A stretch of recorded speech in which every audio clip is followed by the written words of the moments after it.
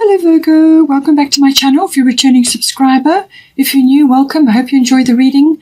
This is a general life reading for your sign. Please don't forget to like and share or like and subscribe. Okay, so I've already shuffled and laid out the cards. Let's have a look what's coming in for you.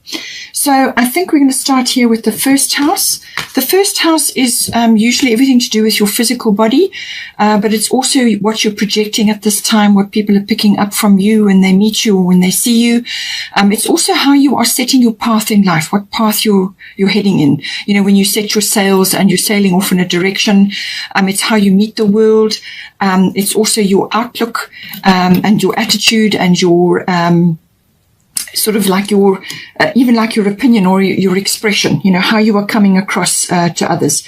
But it is also very much about connecting to others and how you meet circumstances and situations in your life, what sort of course you are setting for yourself. So now we've got at the bottom Mercury retrograde, and then at the top we've got Butterfly Maiden.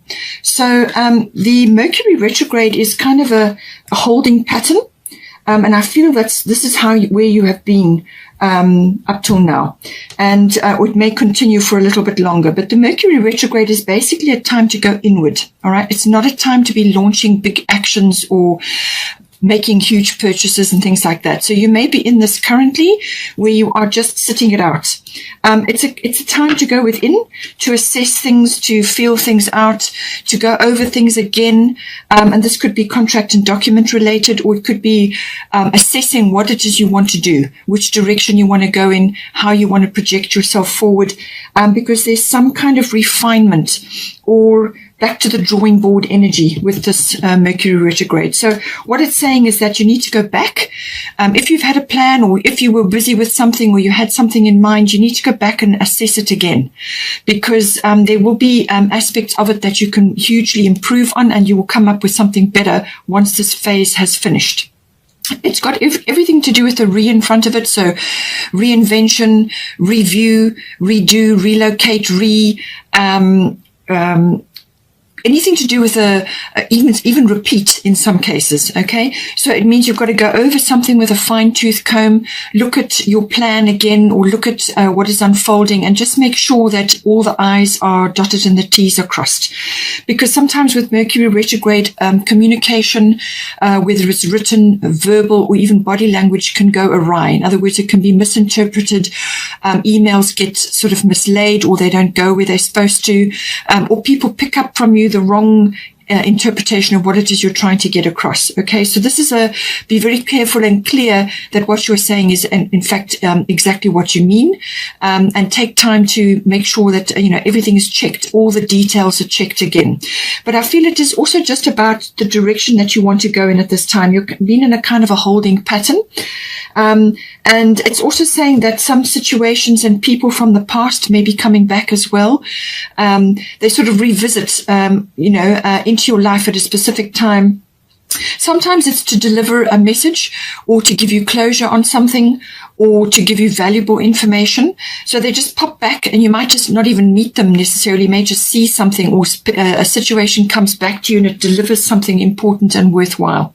So all of that is important, but it's basically a review period. Make sure that all the details are taken care of. If you're not seeing things, then make sure somebody else looks over it again. So think things through, and make sure that what you go within. It's important to go within, because you're going to find answers when you do that. All right, and just wait for the wheels to turn, and then you will know what you have to do. With this sort of self-analysis and examination and going through things again, and it's kind of an awakening as well, because we've got transformation coming in. So Butterfly Maiden, you are experiencing enormous change right now, which brings great blessings. Okay, so it's this kind of washing machine effect, or it's the chrysalis effect, where you are kind of gestating and going through various phases and things, and on the other side of that will be when your transformation is complete. But it's that process that you go through. It's a very necessary process. If you stop it or interrupt it, or try to push things, then then it takes longer or doesn't work properly. So what this is saying is that this is a very necessary pause that you've been in, and it's kind of a gestation period. But on the other side of this is something much better for you, okay? But don't fear these changes. Don't fear this transformative process. It's very necessary. It's very important, and it's part of your growth. It's going to set your what you're expressing, your direction. It's going to set, your image in some cases, depending on what it is you're doing in your life. But it's your life philosophy. It's going to determine a lot for you going forward. So it's just like a gestation period, but it's for you to get your ducks in a row, but to look at things very carefully, go within. There's a lot of sifting and sorting that is required, and also to let go of stuff, and to also to line yourself up so that you are ready when the time comes. So going with that, we've got Nematona, sacred space. Create an altar or visit a power place to connect with the divine. So what this is saying, that this is about meditation. This is about connecting to yourself and also to your spirit team. You can create a sort of a place in your home or in your garden where you go just to sit and commune, okay, with nature and with divinity. But you can also do it through sacred symbols. You may be working with symbols of some sort. There's many different types of holy symbols and also sacred symbols. Connect with those. It may be important for you going forward from a spiritual perspective. It's also to connect with power places. Now, this can be places in nature, places that are known to be powerful, or just spending time in places which are known also to be, architecturally powerful, or, like churches or any kind of historic place which has a lot of power attached to it. You may be visiting those, but it's to create. You pick up information when you visit these places, and you pick up information from nature, and also when you're sitting in meditation or just when you're quiet. And meditation can be even a walking meditation. You don't have to be doing, sitting, saying forever. You can be walking, you can be knitting, you can be doing any kind of handcraft, you can be cooking, anything that is a repetitive action, and you're in your quiet space. Then you can slip into that sacred space, and you'll get a lot of information from there. In some cases, this may be, it may involve a trip or some sort of quest to a spiritual place, or a spiritual quest, like a journey which involves a spirituality of some sort. That may also come in here with this. So now, in this process, this transformative process, just have trust, okay? Have trust that things are going to work out. There's a lot of things coming in for you, but it's saying just be at peace, be serene, and do this inner work. There's a lot of inner work that is required here, okay? And just have trust that things are going to work out, all right? And that you're going to find your way and you're going to find your direction. But this gestation and this chrysalis phase is important, okay? Now, right, so now we have with the ninth house. Ninth house is everything to do with intuition, the intuitive process. It's also the seeking of truth, and it's to do with gaining of wisdom and understanding. So following truth, understanding, wisdom, and it's the intuitive process around that. It also deals with the seeking of knowledge. Now, this can be through higher education, so university education. It can also be through adult education or some kind of coursework. So it can be learning about things. It can also be learning about philosophy, religion, or belief systems. Any one of those may come in, or just learning in general. It also deals with the law and legal things. So it's the higher courts, but it is also the law. So you may be going through a legal situation, or you could be studying the law, or it's involved somehow in your situation. Okay. It's also to do with spiritual things as well. So this can be, quests or adventures or explorations to do with that. It can also be like a pilgrimage, as I said, some sort of sacred journey, but it can also be to do with your own particular explorations and adventures. Now, this can be purely internal, so you may be learning or exploring new ground, or just understanding things better for yourself. You're seeking wisdom and truth, but it can also be an actual journey. It can be a long-distance journey, or even to do with foreign things. You could be going to a foreign place or understanding foreign concepts. You may be interacting with people who are foreign, or just understanding foreign cultures. It can also be sort of like an adventure, a real adventure, a physical adventure in that regard as well. You could be preparing for that or going on that in some way. It can also be about publishing, writing things. This can be actually writing books or writing whatever it is, or it could be coursework, whatever it is. So writing, publishing, teaching also comes in under this house. It can also be journalism, maybe that's relevant for you. But it can also be to do with a business which is import, export, or just dealing with foreign currency in some way, or customs. So you may have a website, or you sell products online, and people are coming at to make orders from foreign places, things like that. It can all be about that as well. So now we have got here solar eclipse revolution. So there is a solar eclipse coming in. There is going to be a solar eclipse on the 4th of December. It's going to be in Sagittarius. Okay. So that will be at an angle. It's an harmonious angle to your sign. So, this is going to bring in some kind of rearrangement or a change of direction. So I feel once you've got through this quiet, going within review period, this is going to come in to shake things up. All right. So this is going to be like could be a complete change of direction for you. Or it could be that you are just now suddenly realizing where it is, what direction you need to go in, and you're going to change course.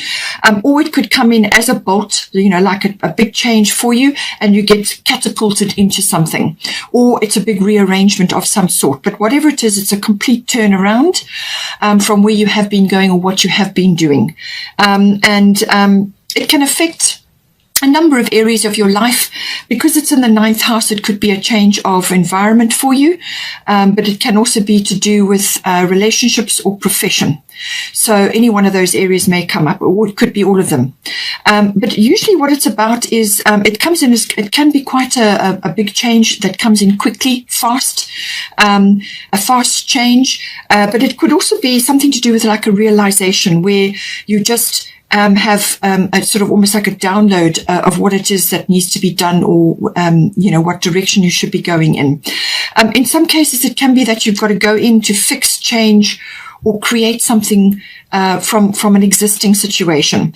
So you may have to fix it, you might have to change it, or you may have to create it or recreate it, as the case may be. But it's going to be better on the other side of this. Okay, so it's going to be, this is where this review and this gestation period comes in. So if you've done the inner work and you've gone over things, checked things, then I feel that this transition will be much easier for you. All right. Otherwise, it's going to come in as a big change, and you're going to have to really, it's going to force you into the present moment. You may have been a bit away with the fairies, with the transformation going on, but it's going to force you into the present moment, and there's going to be stuff to do. Then you'll go through that sort of slightly uncomfortable period until you find your feet. Involved in this is solar eclipse is self-mastery. So the whole point of this is to force you into where you actually get into the mode of self-mastery. So that is where, whatever changes come in, whatever comes in for you, it's your attitude and your belief around that. So this is why it's coming into the belief house. Okay.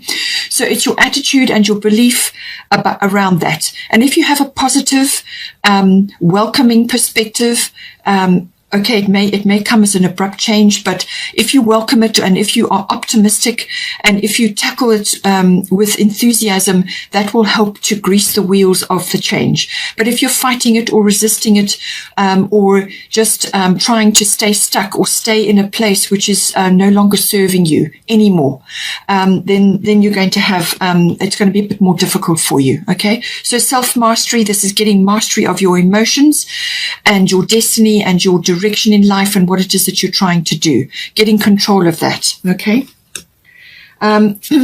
With this change or this moving around or whatever is occurring here or change of direction, it may stir a few things up. So it could even be, as I said, a legal situation coming in here. But Mary Magdalene, unconditional love yourself, others, and every situation, no matter what the outward appearances may be. So if stuff does get stirred up and there's a few things that kind of crop up and have to be dealt with, then make sure that you come back to this, okay? Unconditional love. As I said, you may have reactions from others to do with certain things here. You may just be encountering things or seeing things which are difficult to take in or to accept, or somebody else may be having that reaction. So it's unconditional love. Love yourself, others, and every situation, no matter what the outward appearances may be. And that will help to, again, with the self-mastery, it will help to move things along. Okay? Now, we have got the second house coming in here. Second house is to do with your income, how your money is coming into you, whether you're earning it or surviving in some other way, shape, or form. It's also to do with your material world, your material things, ownership, what you possess. So this can be property, so real estate, land, everything to do with that. It can also be to do with your physical home. It can also be to do with vehicles, anything you own, your possessions, okay? All of that comes into your material things. It's also to do with your inherent talents and abilities and skills, okay? So everything to do with that. It's also to do with your self-worth, how you view yourself, and how that is related to the other factors to do with the second house. So now we have got Venus coming in here. So this can come in a number of ways. It can say that you need to love yourself. Okay, this is about self-worth. All right. So it could be that you need to lavish yourself a bit with love. And be confident about that, all right? Because that is going to affect your ability to bring in income. It's going to affect a lot of things in the second house, your security and your aspirations, your talents, your skills, all of that, okay? So with the Venus card, love yourself and love what you do to bring this income and to bring the self-worth to you. But it can also be about Venus type things, which is handcrafts and getting payment to do with that. It can be anything to do with fashion, jewelry, cosmetics, making beautiful things, small things, usually handcrafts or things to do with that. Anything that creates beauty in the world. Now, this can be through art, through sculpture. It can be through dance, through, your artistic abilities, however that comes in, or your creative abilities. It's about using those to assist you in the second house in some way, shape, or form. All right. So do things. It could even be, as I said, jewelry, design. There's lots of ways that this can come in. The other aspect it covers is financial money. Now, there can be a dispute over that, and it's saying that Venus will come in to help settle all of that. There may be legal things around that, but Venus is normally very about charm and beauty. So there's a lot of charm required here. You may need to charm your way through things, but it is also, I feel, tied up with this unconditional love. But it can also be to do with it settles disputes. Venus has that ability. It can also be that a windfall, or some kind of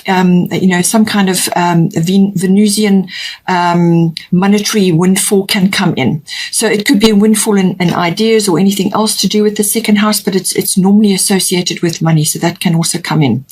It can also be about refinement. So refining your second house in some way, refining your artistic skills, your creative skills, or your income, refining your sources of income.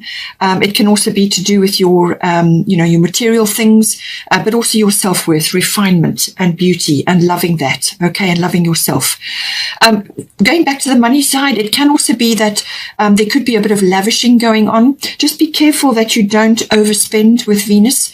Venus loves all luxury things, also sweet things, and loves lavishing. So there's nothing wrong with lavishing yourself. Just don't go overboard or put yourself in a position which is going to create problems down the line. Okay, so still be careful. Do what you need to do and boost yourself, but also don't go overboard, because that can sometimes happen with Venus. Okay.